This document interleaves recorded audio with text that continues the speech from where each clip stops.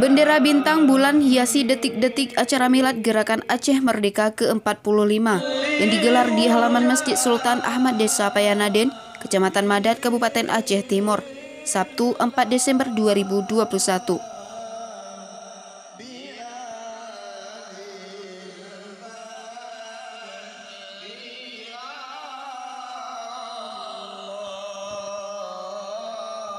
Acara milad Gerakan Aceh Merdeka yang dilaksanakan GAM Daerah 2 Simpang Ulim dihadiri ribuan undangan yang dirangkai berdoa bersama, santunan anak yatim, salawat badar, hikayat perang sabi, dan tausiah.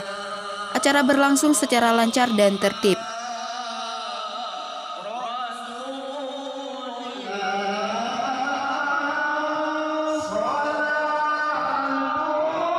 Tampak beberapa mantan kombatan Gerakan Aceh Merdeka secara spontanitas sempat kibarkan bendera bintang bulan saat dilantunkan salawat badar.